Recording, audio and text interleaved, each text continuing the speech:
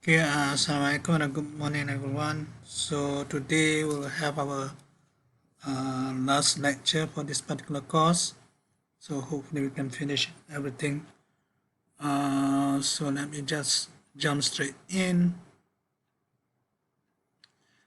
So okay, so yesterday we have started this action principle for fields, and as I have mentioned yesterday, we are now thinking of your action integral given by a Lagrangian density, which is now formulated in a relativistic sense. That means all the, suppose you have the fields as arguments of your Lagrangian, and then as before there will be some derivatives, including the time derivatives. Now that would be considered as a single, well, I mean, the components are still there, but you consider them as derivatives of both space and time. So, and I think the last thing that we did was to derive the Euler-Lagrange equation for the fields. So essentially, just like in the case of, say, the classical mechanics, we had your dl, dx, or dq, depending on which thing that defined before. Then you have ddt of dl dx dot I, okay, equals 0. So over here, one just simply replace your coordinates and your velocities by your fields as a variable, and your derivatives of the fields as a variable. Your ddt here becomes the space-time derivatives. Okay, so this will be an important equation, and you need to be able to, given any particular Lagrangian with fields, okay, one should be able to derive the equation motion of the fields. So we're going to look at some examples today. So the first simplest example will be a scalar field. So in other words, these are just functions of space-time. So your phi will be essentially a function of space-time. And so we construct a particular Lagrangian density over here with to your t minus v for the case of what you call particle mechanics. So this will be your, for example, this will be your half mq dot squared minus vq. Okay, so we have a similar kind of thing for the fields. So over here you can see it's a quadratic in the velocities. So for the Lagrangian our fields, no, for fields in general, there will be a term for which involves a quadratic of your space-time derivative of the fields. Okay, so in this particular case, it's that, and the potential. These are essentially what we call free fields. So if you consider in the case of the particle case, a free particle will not have the potential, but in this case your free fields are given by depending on what the field presents. Okay, so if the field presents some massive particles, then you have this so-called mass term. So your mass term plays the analogy of your potential energy. Okay, so normally this Lagrangian density will be given to you. Okay, and if in the general context, you might have even more terms, sort of having the fields interacting with other fields.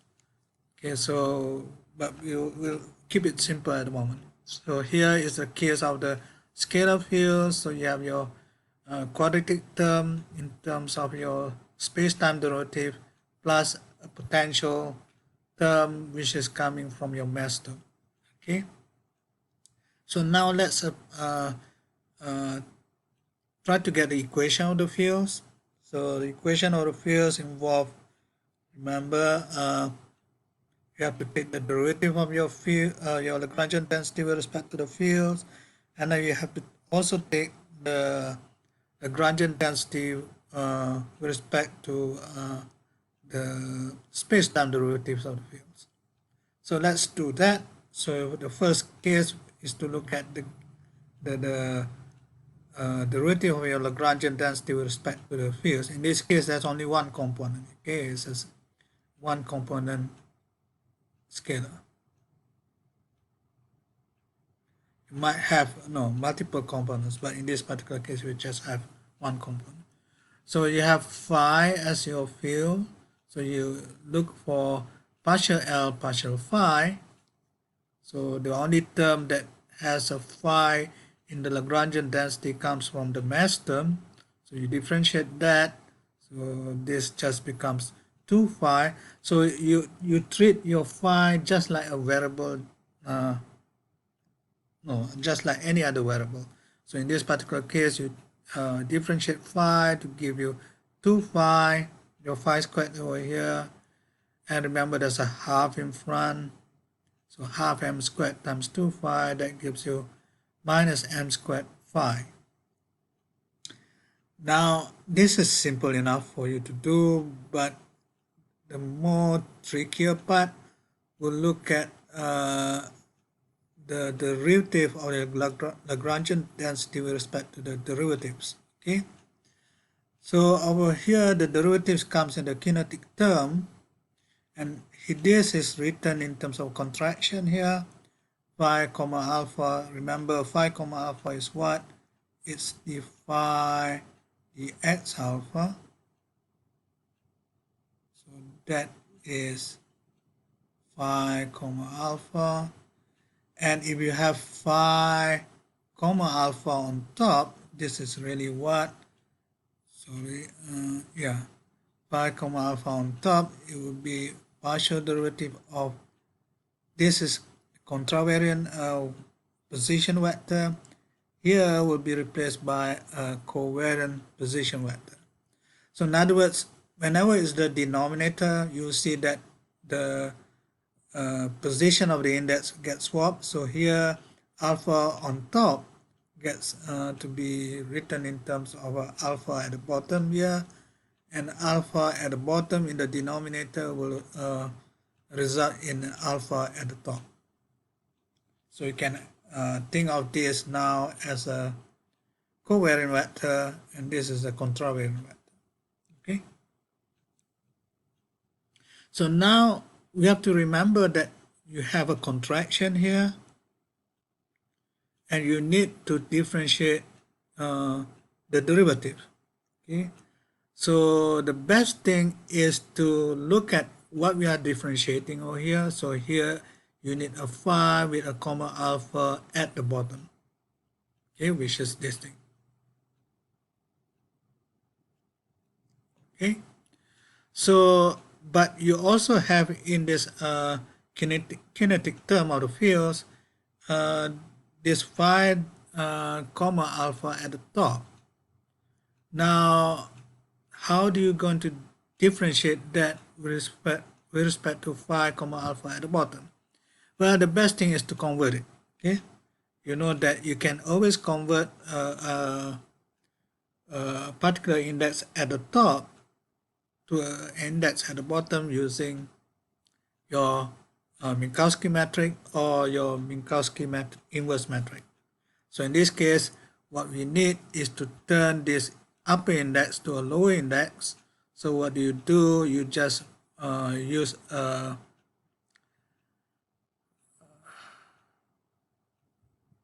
an inverse metric tensor sort of contracted with the lower index.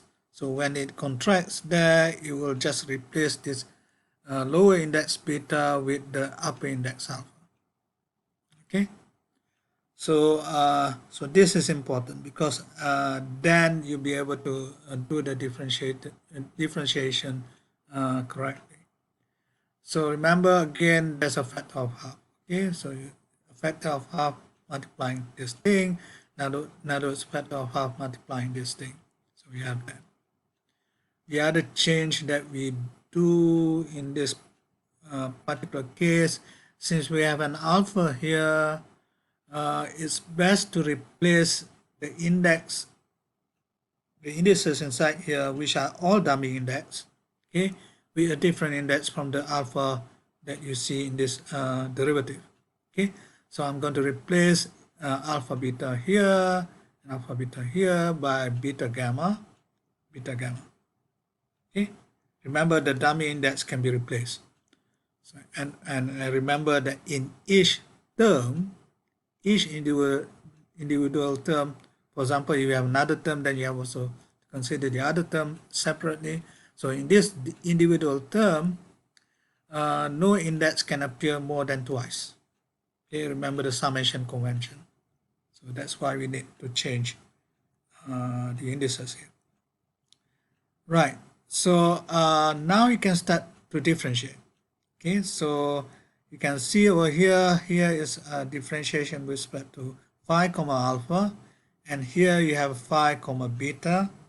So what's going to happen in that particular case, when you differentiate, let's say this is similar to something like this, you have dx say mu with dx nu. What's going to happen is that this becomes delta mu nu. Okay, so compare this with that. Okay, so over here, then what we have over here, when you differentiate that, keeping that intact, okay, differentiate that, you get a delta alpha beta. Okay, now you can see that the alpha that appears at the bottom becomes an alpha at the top, and beta here is at the bottom, so you have beta at the bottom. Okay, and this will multiply with phi comma alpha, phi comma gamma. Okay, so you have differentiated that, keep that, and then the next thing is to keep that and differentiate that. So that will give you delta alpha gamma and multiply with phi comma beta. Okay, so now if you look at these terms, now we have two terms now. Okay, now let's look at one single term first. Okay, this has beta gamma alpha beta gamma. Okay, they are all dummy index, but now you have to look at this Kronecker delta. What does it do is to, when it contracts with another term, say let's say you have p nu, for example, then this is going to replace your new index by, sorry, write differently, p nu, then this will replace the new index over here by the mu index. Okay, so because it will pick out the one that which are the same as this index.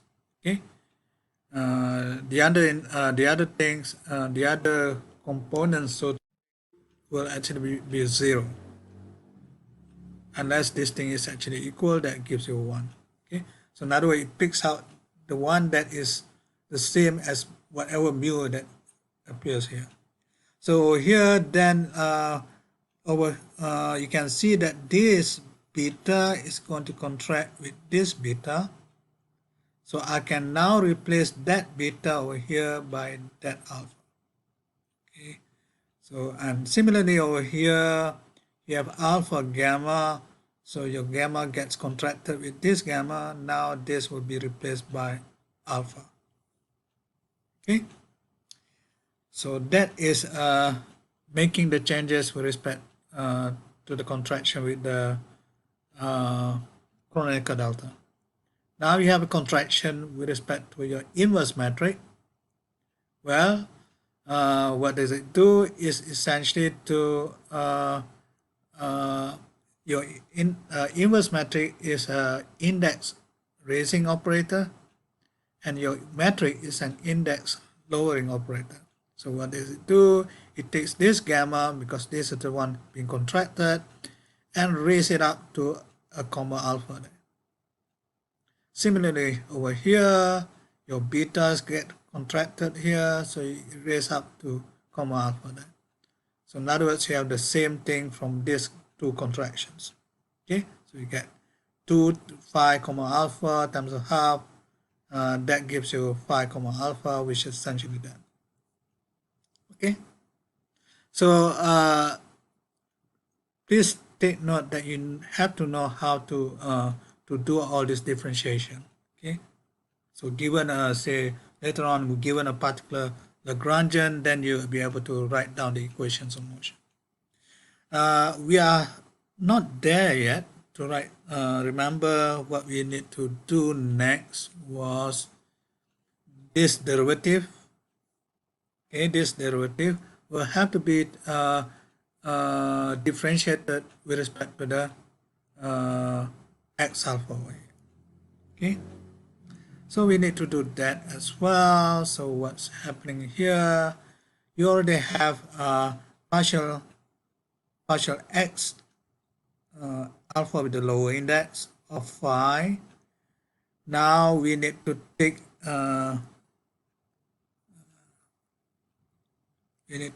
that of that. So in other words, we have a contraction of this derivative with this derivative, with, here with the alpha on top, here with alpha at the bottom, and that is essentially your derivation operator, which is your four-dimensional version of your Laplacian operator. Okay, so we have that. So in other words, if one recognize this as this thing is essentially this operator. Okay, so the rearrangement of this will give you that, and this is what is known as the Klein-Gordon equation for scalar fields. Now, scalar fields are not quite okay, and maybe I should mention this so that you can understand why we are talking about fields in general. Any particles in nature normally have their fields associated with it. So in other words, if you have a spin half particle, then you have a spin half field. Of course, this requires certain kind of understanding for quantum theory. Okay, essentially it's a quantum field. Okay, so in other words, for electrons, for example, it's a spin half particle, then you have a spin half field. And for a boson, vector boson, for example, a photon, later on we will see the photon case, then we'll have a spin, photon will be a spin 1 particle. So that is actually giving a covariant, sort of a vector field, okay, a vector field in general, whether contravariant or covariant. Okay, so you have all these fields in nature that we need to find the equation of motion for the fields. Okay, so this is something that we need to do, but in this particular course, the thing that we are more interested is the idea of the electromagnetic field. Okay, the electromagnetic field, remember previously the way we have introduced this is as if it's only interacting with some particle. Okay, so you have a kinetic energy for your particle, and then your particles sort of interacts with the electromagnetic field. Okay, so then you see that, okay, this will actually interact with your electric field or magnetic field. When it's written in terms of the relativistic case, then you are always using this uh, field strength tensor. Okay, and the field strength tensor itself, you remember, a convenient thing to do is to re-express your field strength tensor in terms of your gauge potential. So now, which is the thing that we need to do? Okay, while this is a bit odd in some sense, in relativity, one consider the physical field your field strength tensor. But in quantum theory, the one that's going to be more fundamental than your field strength tensor is essentially your gauge field. Okay, so in other words, one looks for the fundamental case. In this case, is given by this gauge potential. Okay, and the complication arises is that your gauge potential is not unique. Okay, so that was the only problem. Okay, but otherwise we need now to consider, okay, if I want to write the dynamics of this electromagnetic field, then I will need to find the right fundamental field for us to do the differentiation later on, okay, for the Euler-Lagrange equations. And we also need to find what's the suitable Lagrangian, the terms inside the Lagrangian. Okay, so I'm going to do this. Well, actually, this is now standard practice. Remember, your kinetic term is always a quadratic term in terms of the derivatives, like the one before for the scalar field. This is like your kinetic term. Okay, so you expect that, okay, for whatever other will be, you need also some kind of quadratic term. So here in this particular case, you have your field strength tensor. When written in this way, your field strength tensor will also have to have some quadratic terms. So we made this particular contraction. And the other rule, okay, the other rule is that your Lagrangian, the terms inside your Lagrangian density will need to be scalar.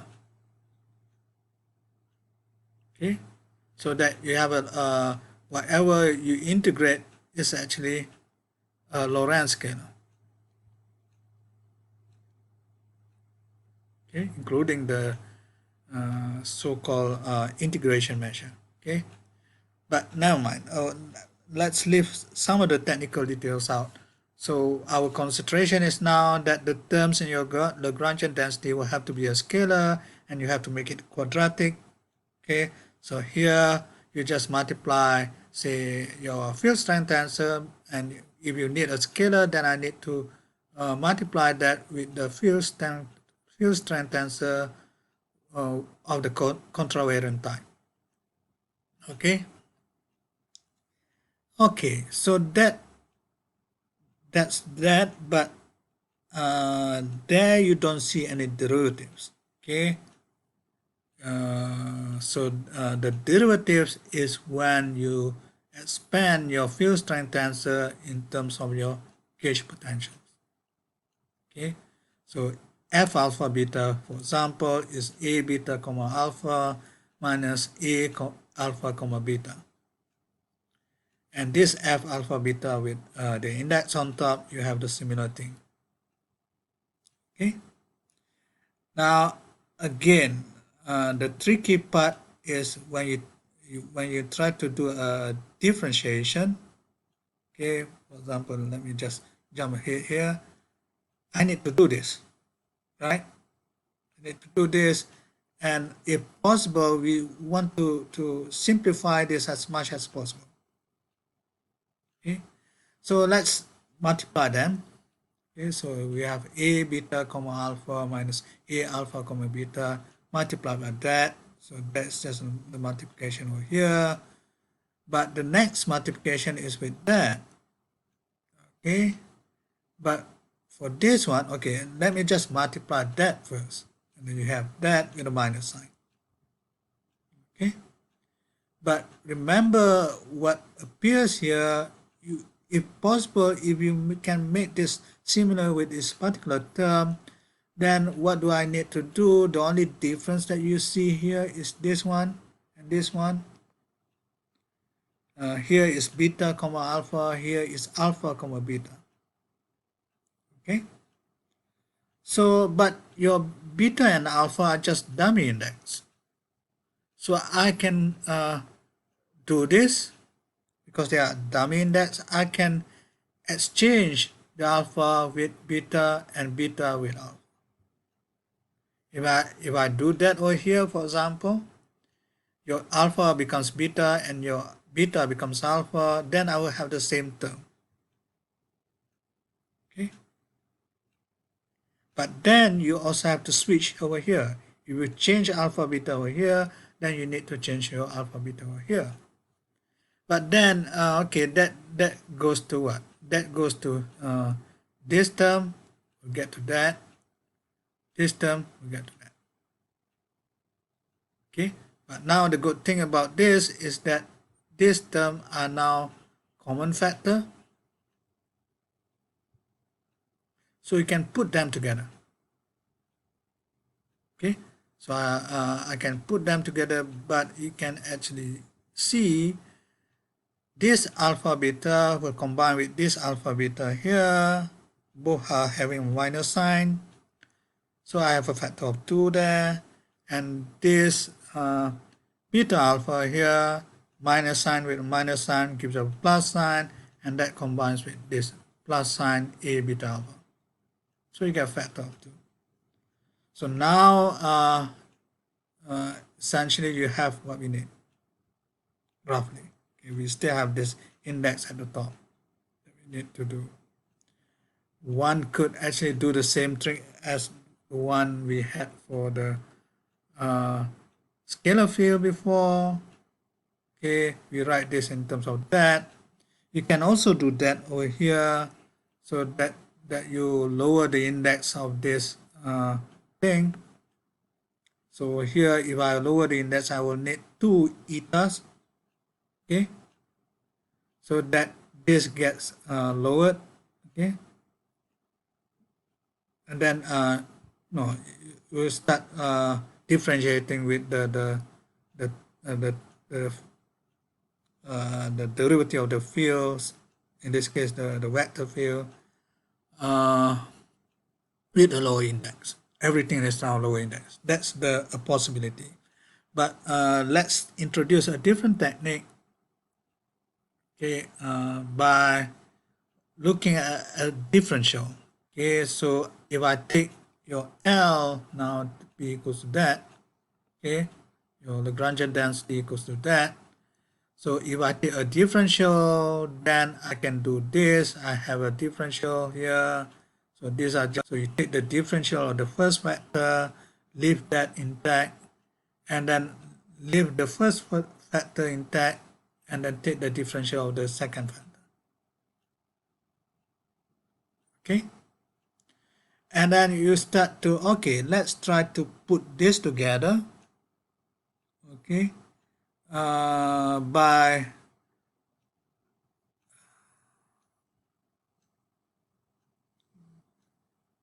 let me see what they are doing. Okay. I have to remember what I'm doing. Okay, there are two factors over here. One, no, okay, let me mention this. You can see that these are actually differentials over here contracted with A. Okay, and here is the A is contracted with a differential. Okay, so I could combine this together by remember that let me just write this thing down first. Remember that for say x mu,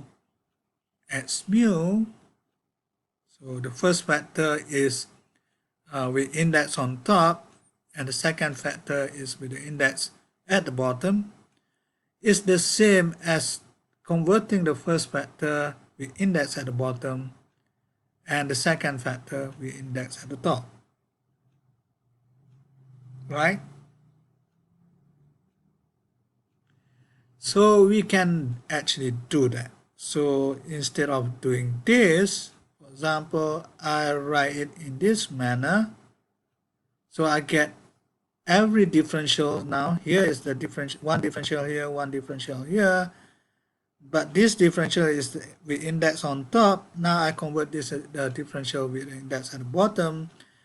And in order for me to do this, I would also need to raise the other factor to become index at the top. Because I lowered this down, so I need to raise this factor up. Okay, so given that, one will be able to simplify further by putting this together now, and then you'll be able to see that, okay, what's the other thing that I did? Okay, the other thing that I did was to convert this term. Okay, remember I'm writing this in terms of alpha beta here. So what do? I interchange this term. Okay, this is that. Okay, but I interchange this term with alpha beta here, swap. So you are swap alpha beta over here, I will swap alpha beta over on this factor over here. So I'll get the same dA alpha beta multiplying A alpha beta over here, but for this one, I convert this to alpha beta, and this becomes A beta alpha. So I get that. So that's the other thing that I did. Okay. So now, the good thing is that your differential over here is the same as differential over here. I can combine them, and in fact, if you look at the combination, it's the same. So in other words, we actually have this 2k times plus 2k times the whole thing here, and then plus 2k times the whole thing here are just the same thing. So you get 4k dA alpha beta, A alpha comma beta minus A beta comma.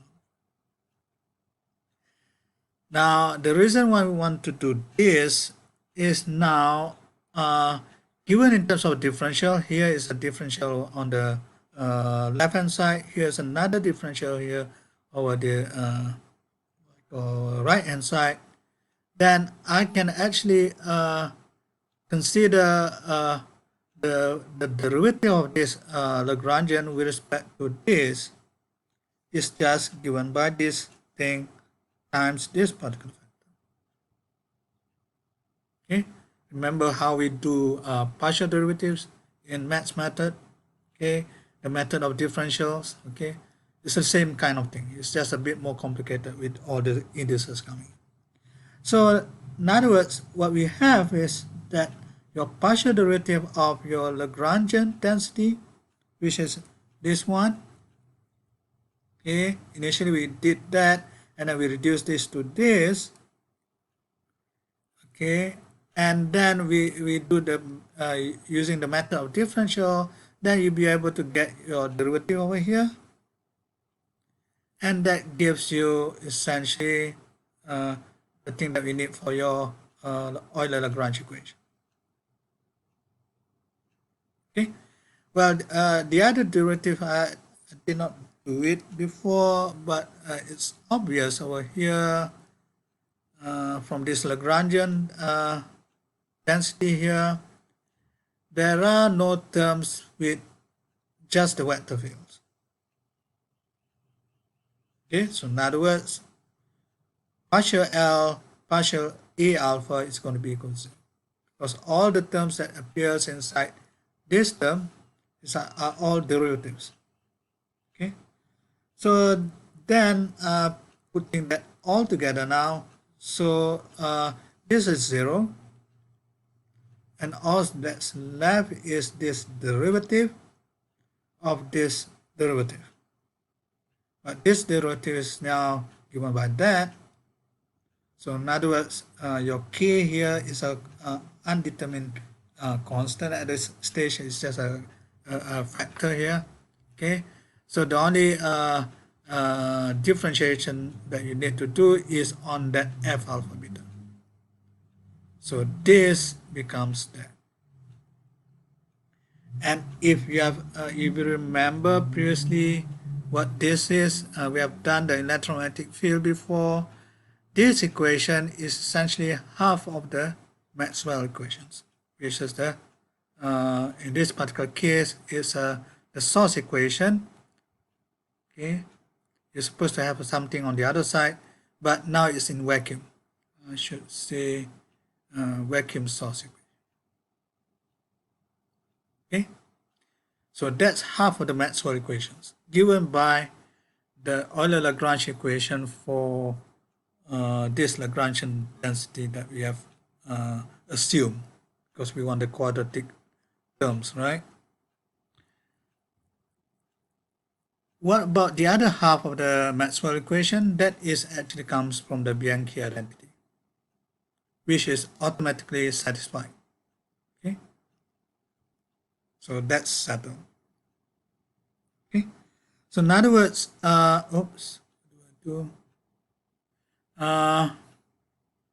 so essentially what we have done is to derive the equation of motion of the electromagnetic field, and it's just equivalent to the case of a Maxwell equations.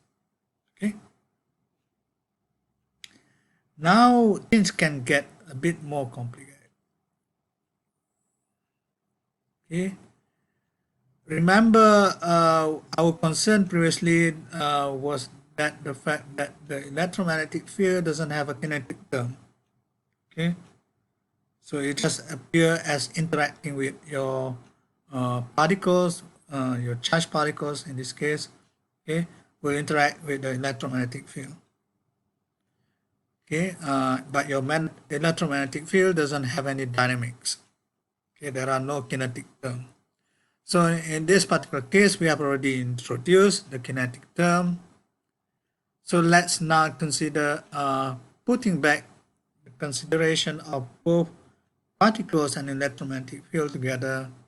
Then you will need to have your Lagrangian density for the case of the particle together with the case of your electromagnetic field. Okay, so that's why over here this is half of the story done. If you have particles, then you will be modifying this part of the equation. So let's look at that now. So remember what we did for the case of when we have particles interacting with electromagnetic field. Again, we have to put this inside your Lagrangian. Okay, so your Lagrangian for a particle, we have seen in terms of relativity, you have this term mc squared, and remember this mc squared is multiplied by this 1 over gamma, and we multiply this actually gives you in the slow limit will reduce to your kinetic energy of your particle. Okay, so this is just if you go back to the case of particle mechanics, the free particle will just have that, but for particles with interacting with electromagnetic field, then you have an extra term over here given by your gauge field multiplied by your velocity for your particle. Okay, so in full we have actually equals to that. Okay, so if we want to integrate this thing together and still maintain the relativistic form, then we have to actually replace this in a much more better way by how should I say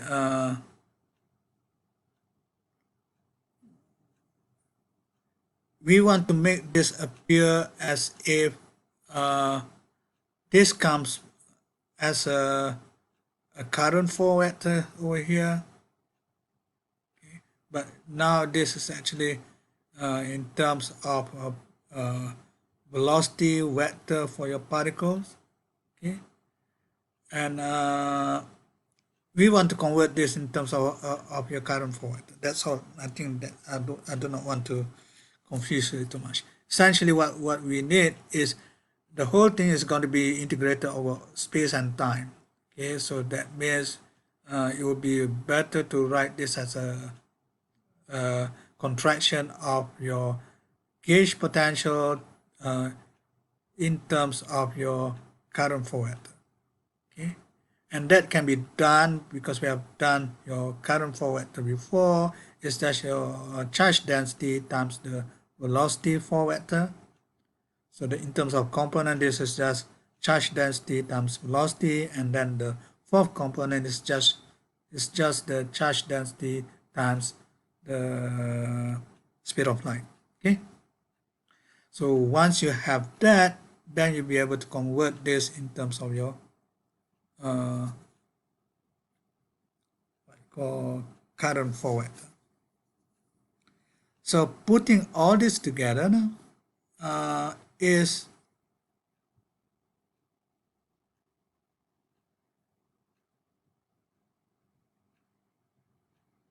okay. So again, we are not integrating the whole thing yet. Okay. So what we need is now, okay, I have a kinetic term for electromagnetic field, but now it's supposed to interact with a particle.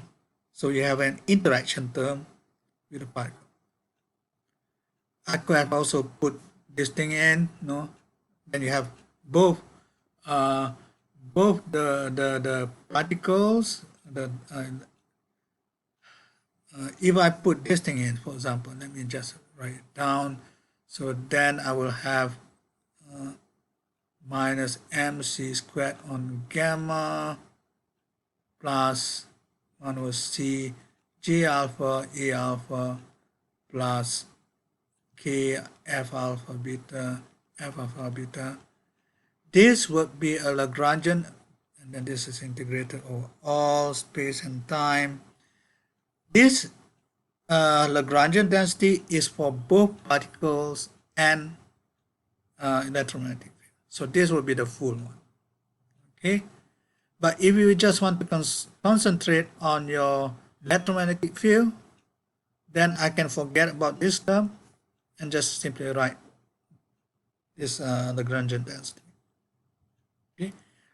Again, the idea here is it's not that you are able to select this individually, but no, there will be sometimes you just want to consider, okay, what actually is the equation motion of the fields. So equation of motion of the fields, because it's if it's only electromagnetic field inside your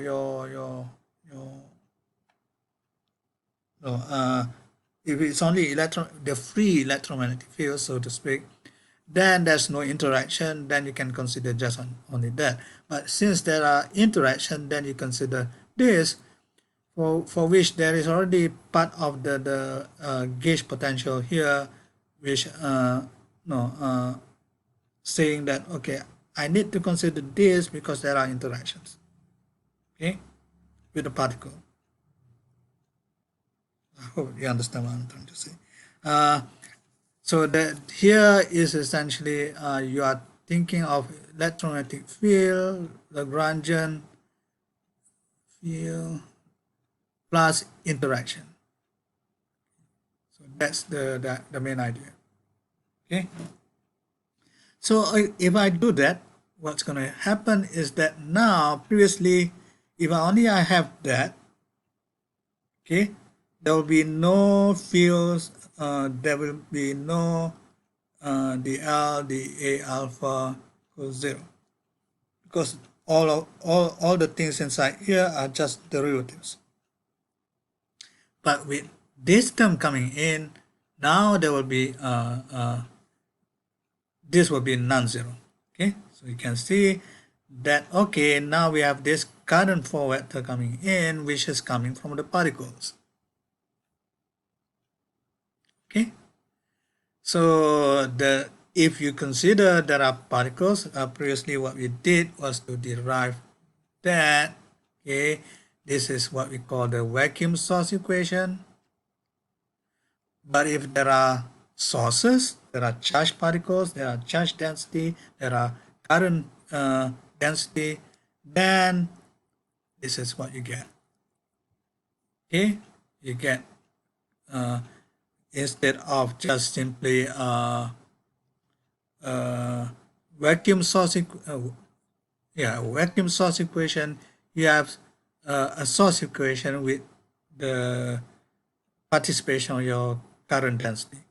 Okay, and then if you do the Euler-Lagrange equation for this, in fact this is the Euler-Lagrange equation, then you get this thing, which is what we have seen earlier. This is the Maxwell equations, half of the Maxwell equation with source.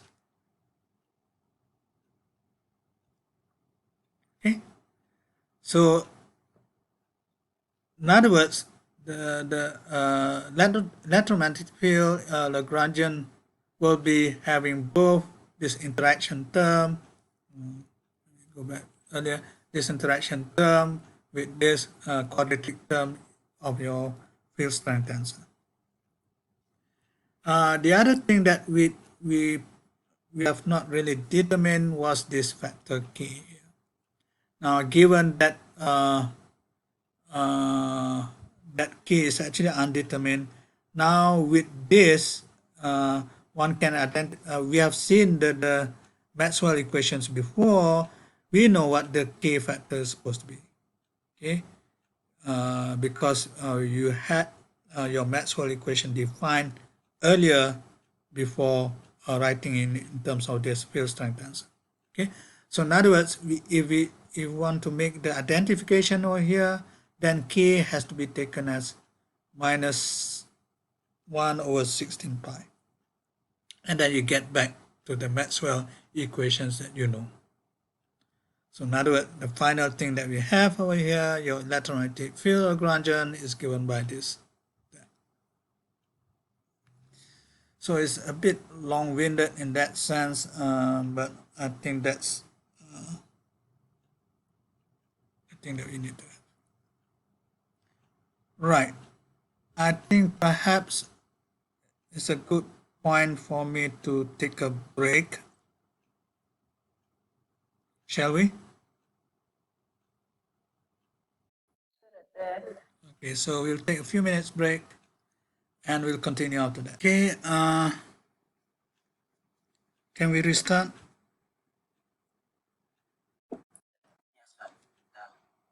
Okay, let's go back. We have a few more things to do before we finish off this particular semester for this course. One of the things that we need to be able to describe in special relativity is the idea of a energy stress tensor. Okay. So there will be two parts of this. One is to introduce the energy stress tensor for particles themselves, for fields in general, and then we'll jump into the electromagnetic field. Okay. So let's do how to define this energy stress tensor. Well, the idea is to look at transformation, okay, of the coordinates in this particular case. So let's consider the case of translations of the space and time together, coordinates together. Okay, so that means you do not consider space translation one transformation, time translation one transformation. You put them together so that it becomes relativistically friendly. Okay, so if you do that, now for particles it's pretty clear, you have that, but for fields, okay, for fields will also be affected by these translations. Okay, so in other words, we need to be able to describe how your fields behave when you have this kind of translation. And for our purposes over here, we would like to consider this to be infinitesimal. Okay, so what one can actually do, if you introduce this transformation over here, then you can consider the infinitesimal transformation of your Lagrangian density of the fields. Okay, and how do you do that is to take the derivative of your Lagrangian density with respect to the coordinates, and then essentially what we need over here is really what? It's really delta x alpha. And delta x alpha will be essentially x alpha dash minus x alpha, which is going to be just epsilon alpha. Okay, so this is that.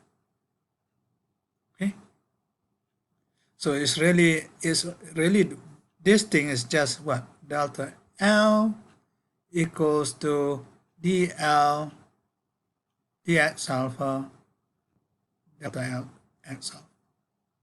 Okay, so that's the whole thing here. Okay, but now what's this derivative is going to be, you will not be able to differentiate directly, but what one can actually do is to do a chain rule, because your variables inside your Lagrangian density are the fields, not your x directly. Okay, for the case of particles maybe, but in this case what we have is the fields themselves. So the fields themselves will really will depend on the space-time coordinates, but they are not considered as the variables itself inside your Lagrangian density. So we need to do a chain rule. So instead of differentiating directly with the space-time coordinate, we differentiate with respect to the fields first, or the variables inside your Lagrangian density. So here's with respect to the field, and then this one will be the fields. Okay, so it's really what? Let me just rewrite this thing. Okay, maybe I'll do it on the whiteboard. So what we are going to have is, oops, it's blue. Okay, that's a change. So what we have over here is, initially we wanted to do this.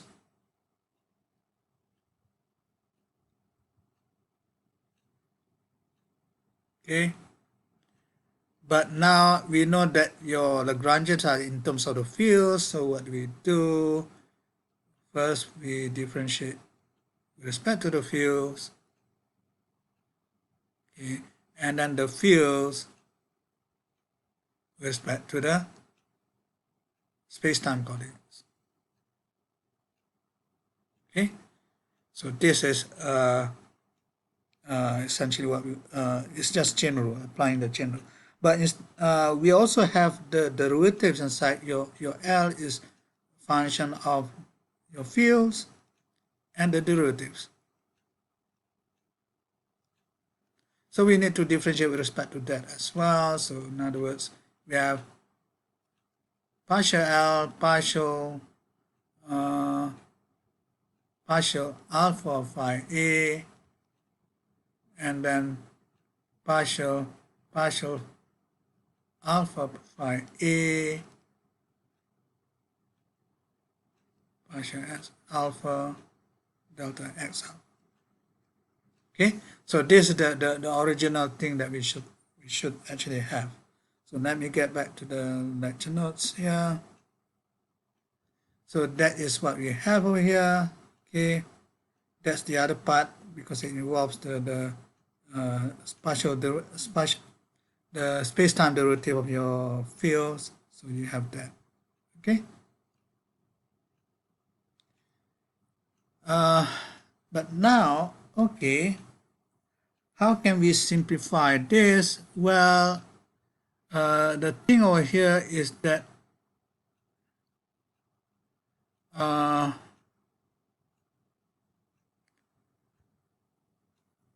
if you look at what's appearing here, there are, should I say, here involves, the terms inside here involves a second order derivative. Okay, so this you have a second order derivative, but over here it's only first derivative. So how can we make them similar in a way? So what do? We have the Euler-Lagrange equation.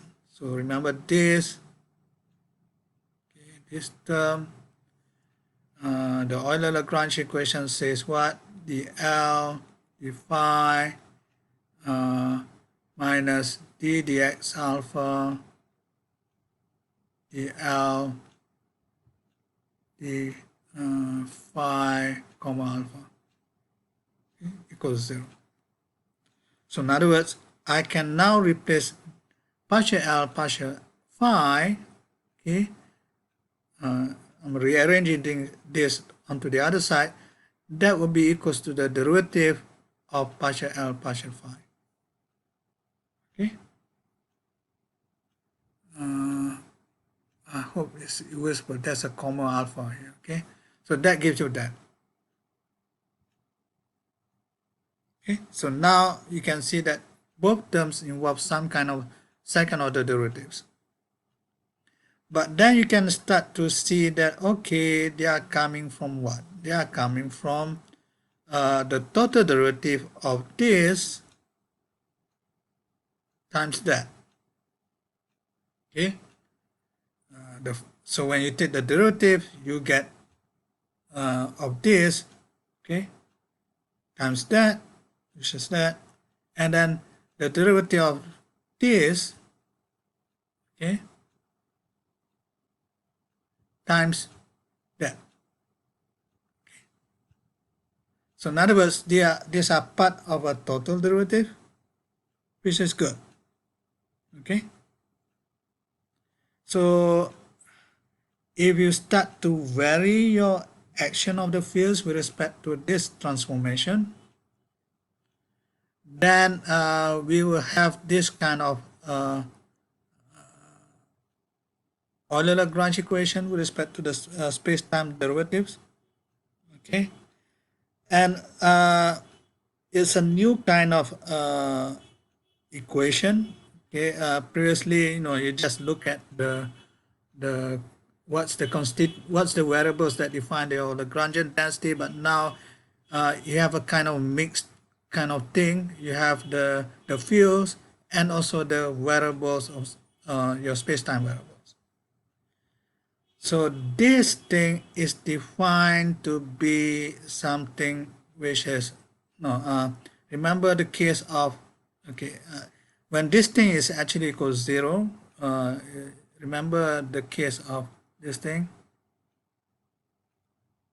So you expect that when you have this kind of thing, okay, it's a divergence of alpha equals of G equals 0. You expect some kind of a kind of conserved charge. So a similar kind of thing happens over here. I can rewrite this whole thing as a new object, taken the divergence of it. Okay, and that new object is given by this. Okay, so the Lagrangian density times your alpha beta, which is just to make sure that you have that indices coming in, and then you have your part over here, okay, which gives you that. Okay, so this is a mixed tensor because it appears the indices appears top and bottom. If you want to make it a bit nicer, because mixed tensor, one of the problems with mixed tensor, it tend to lose symmetry. So let's raise one of the index.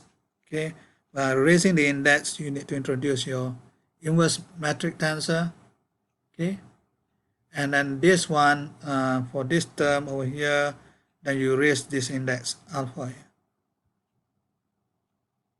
Okay, so this is what we call an energy stress tensor. Okay, and to recall this idea of this divergence giving you a conserved charge, then you can actually set this to be like an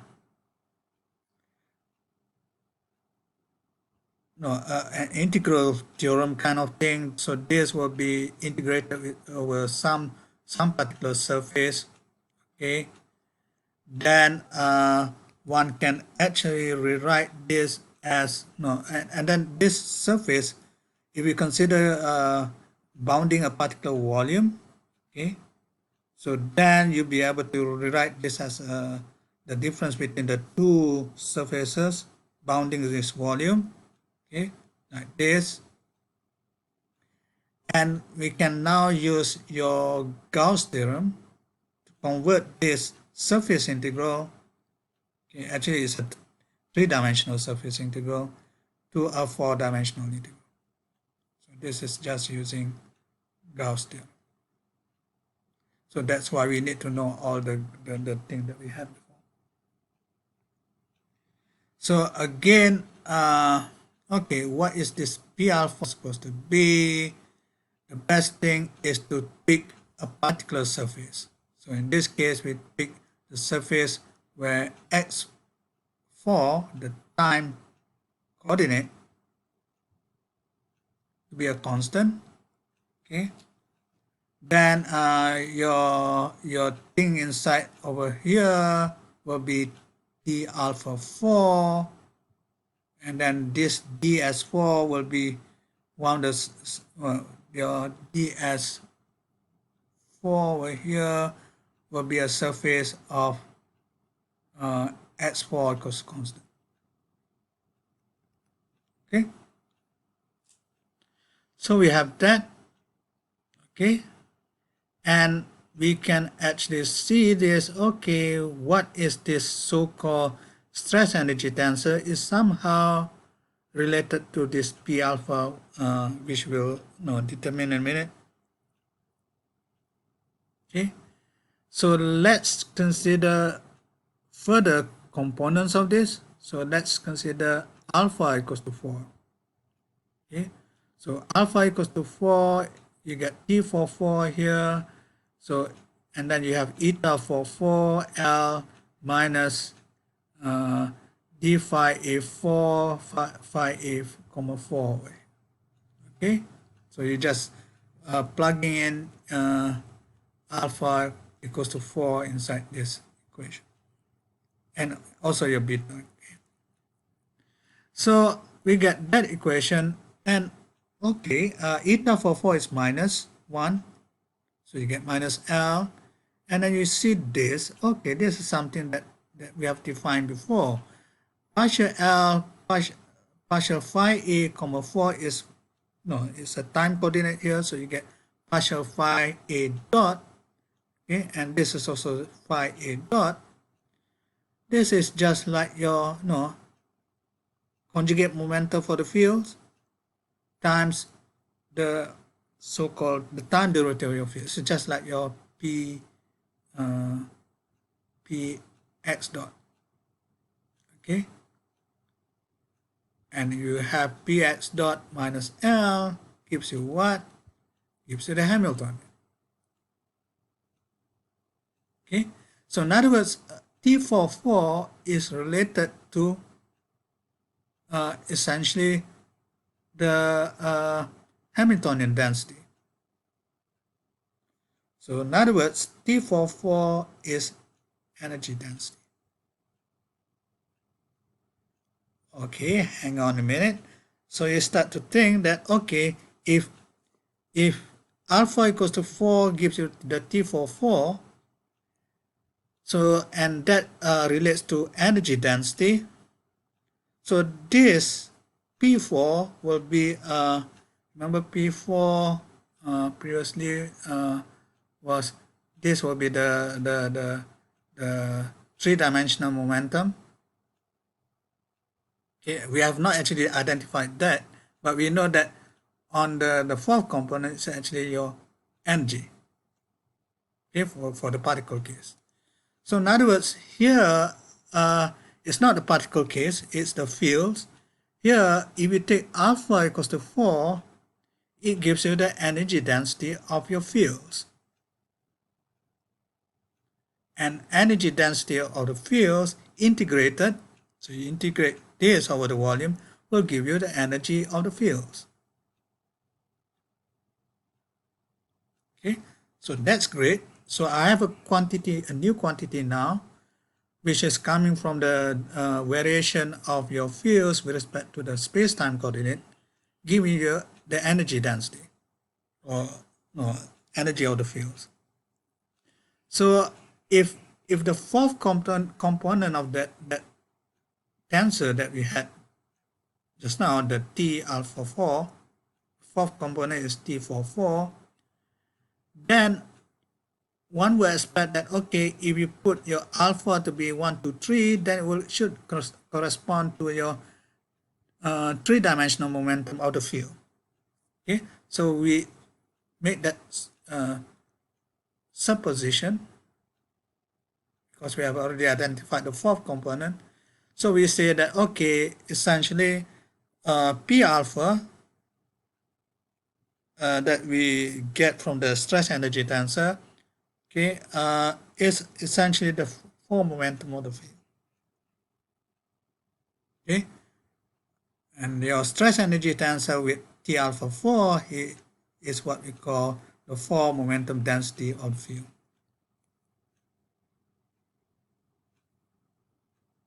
Okay.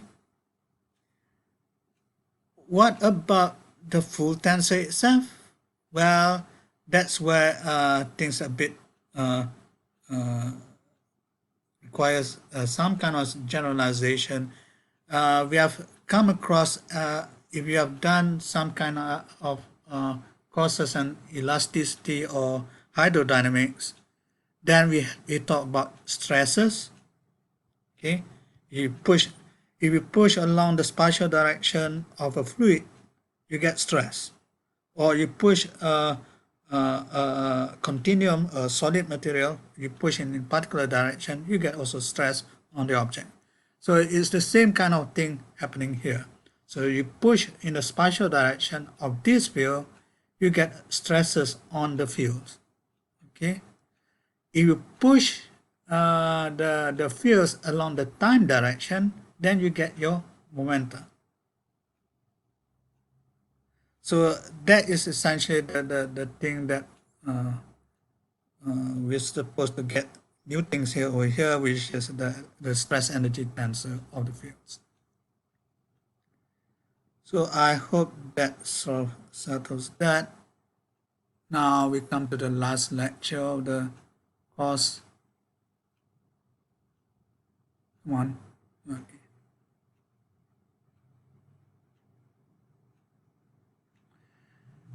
We want to look at the stress energy tensor or energy stress tensor. Sometimes they put it differently inside the literature. Stress energy and energy stress means the same thing.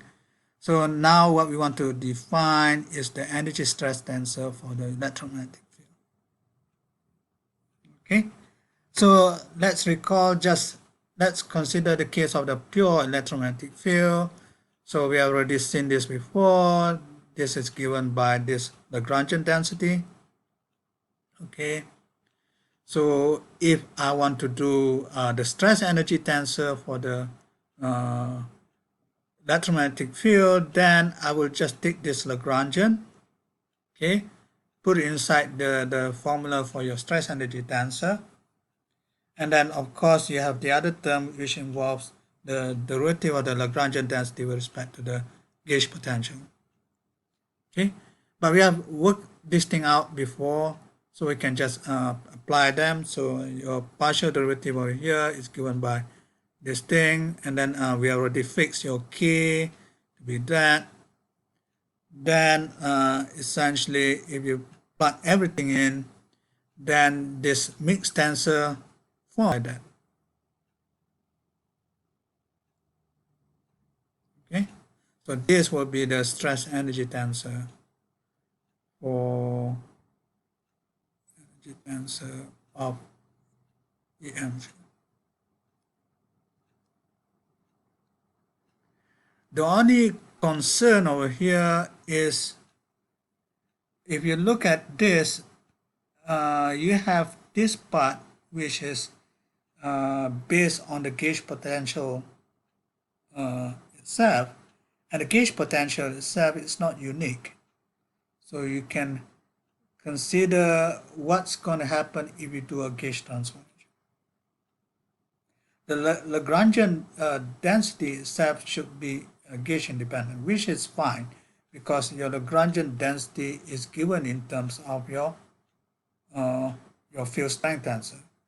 Okay, so you perform gauge transformation for the gauge field inside these terms, they always give you the same field strength tensor. Okay, so that's not a problem. The problem is for your energy stress tensor because you have that term. So let's consider what happens if you do a gauge transformation on your fields. Okay, and what would the changes be for the stress energy tensor? So it so happens that you get this term coming in, and you'll find that okay, that will be gauge dependent. Okay, so it's not good in some sense because whatever gauge choice that you choose would actually give you a different energy stress tensor, and you have to remember that your energy stress tensor is really a physical thing. So it cannot just depend on your gauge choice. So it should be gauge independent in some sense if it's physical. So that is a problem on itself. The other problem is the fact that your energy stress tensor is not symmetric. Okay, so T alpha beta in the contravariant form is not equals to T beta alpha. So one of the problems with this is that if you don't have a symmetric tensor, then you might not get conservation of total angular momentum. Okay, so why is that? Well, I'm going to skip most of this, but the idea is in order for you to ensure okay, let me just describe it rather than going through all the steps. Okay, save time really. So remember, you can define your angular momentum tensor as just like your x cross p thing. Okay, but now it's in 4 dimensions, so you have that. Okay, and then what's going to happen is that you would require this to be conserved. Okay, and for this conservation, you need to require that your stress energy tensor to be symmetric. Okay, so one of the things that one can actually modify this a little bit by allowing to add some terms to your stress energy tensor. Okay, and that term is of this particular form, and this particular form is a total divergence.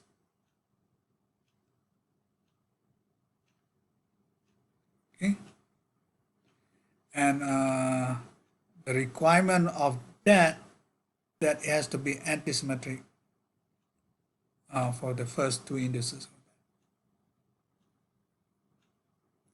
So if you do that, then you'll find that, okay, that would, just check.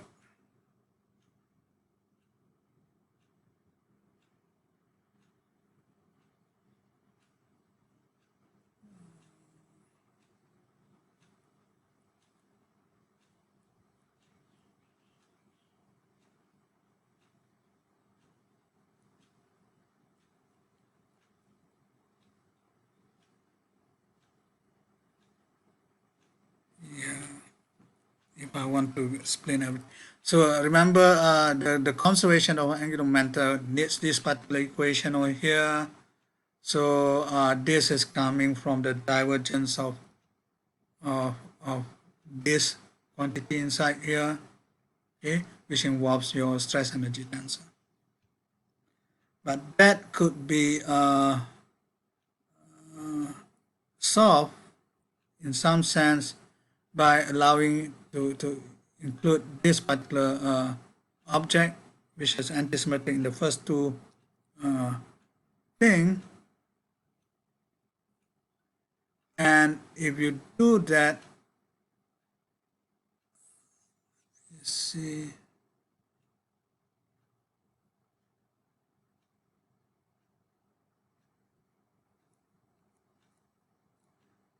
Okay, the first thing that one has over here is if we do that, there's no changes to this so-called form momentum of the field. Okay, if you add this term coming in, field is unchanged. Okay, so in other words, this is already like a kind of your gauge freedom. So you allow this to be as a gauge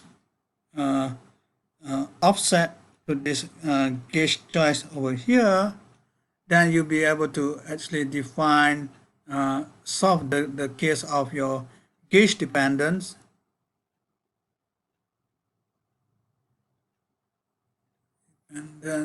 and your symmetry.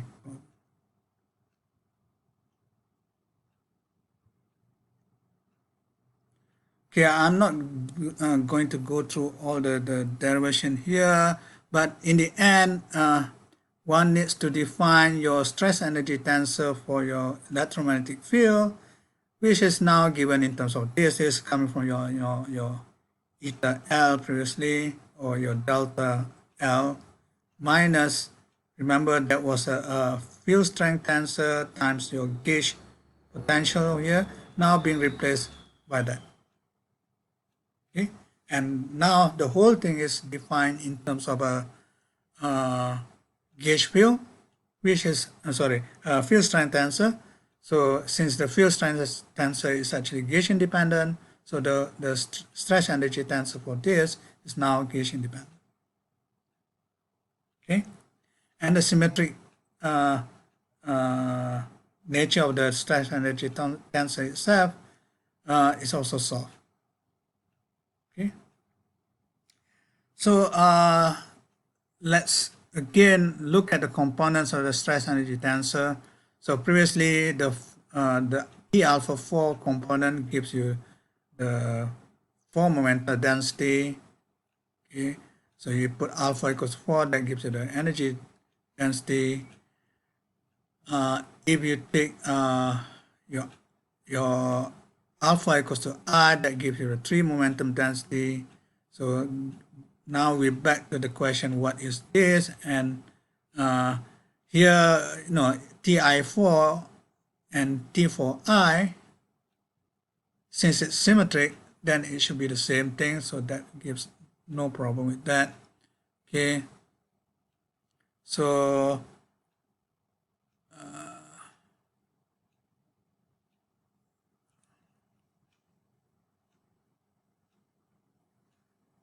so what's next is just to consider what actually this thing, but I already mentioned earlier. Okay, this is like your stress tensor. I already explained earlier, but you can actually use this kind of analogy with respect to flux equation.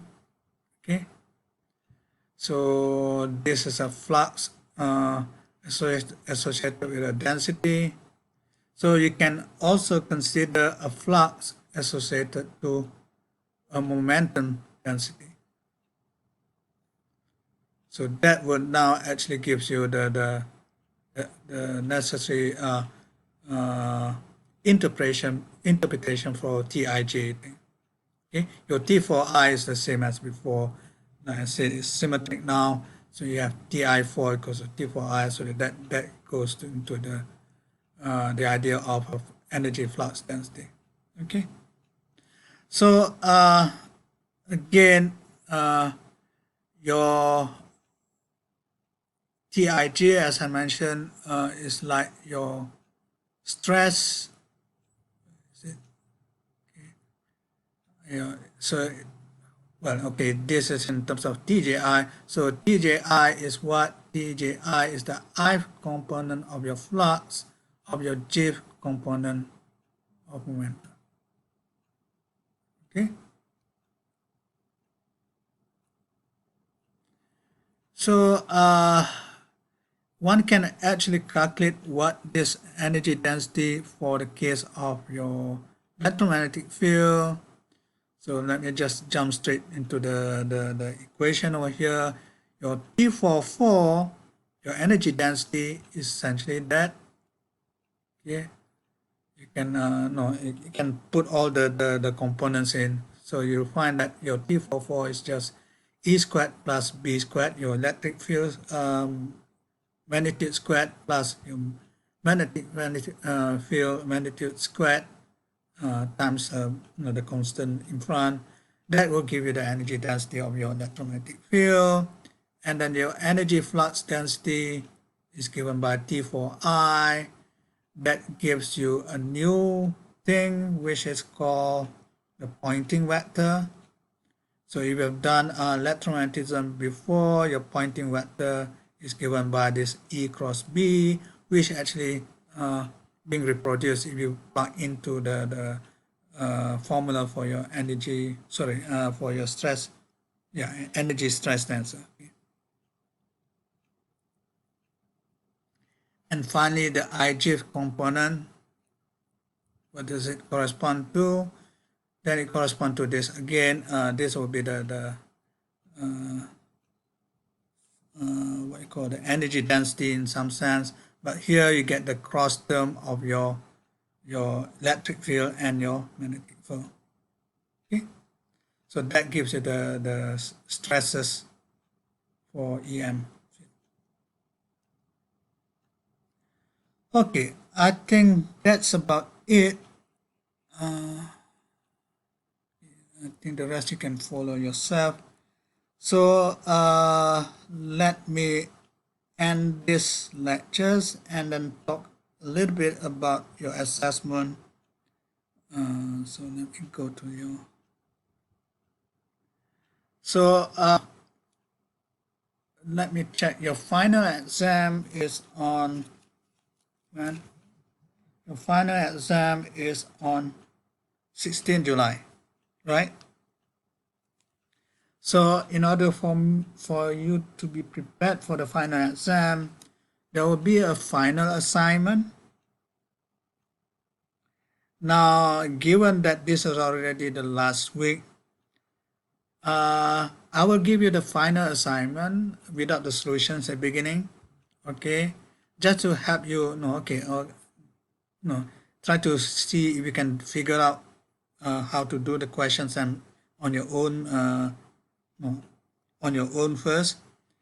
Then I will give you the solutions perhaps maybe sometime mid next week during the study week. Okay, so sometime in the weekend I will give you the last assignment, and you don't have to hand in your assignment. So you just try to attempt the questions first to see whether you can actually do it. If you can't, essentially that's the reason why I'm giving you the assignment, so that you are prepared with certain techniques that may be useful to your exam. Is that understood? Okay, but again, I have to warn you. Your what solutions that are there in the assignment might not be the solutions that you need for your exam. So there will be some changes. Okay, so you have to make sure you understand the solutions later on. Okay. Okay. The other thing that I want to do is I'm supposed to give you quizzes. No, all this while, but I have not given you a quiz. So I'll give you a final quiz sometime early next week. Okay, just to test on concepts rather than this is like if you taken my statistical mechanics in the last sem, no, it's a similar kind of thing. Okay, so there will be another quiz that you have to answer. Okay, so that I can fulfill all the different types of assessment. It's not my choice really, but I have to do that. So and then that's it. So essentially, after the quiz, the last assignment you don't need to send in. You just need to attempt first, and then see if you can actually do it. And then that's the end of the course, roughly. Okay. So I hope no, with all the setbacks, sometimes no, trying to rush through, especially in the at the end of this lectures, it's a bit probably a bit confusing to you. I hope not. Okay. Anyway, I'm if there are questions, you can put this inside your WhatsApp group. Okay, and then I should try to address this somehow. What else? Oh, one final thing that you need to do for me, okay, is to do the teaching evaluation. Have you done those?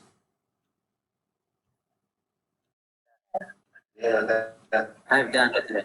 Okay, great. Okay, so I hope it's not too damaging for me. Okay, all right.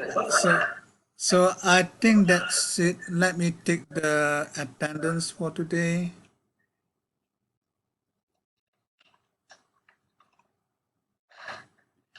And I hope you learned something from this special relativity course. Uh, again, the idea is that course is supposed to prepare you a certain level of technical knowledge if you decide to do theoretical physics. Okay, thank you for your patience. Thank you, Rata. Okay, have a good break and study week. Okay. Good luck to your exams. Okay, bye everyone. Thank you.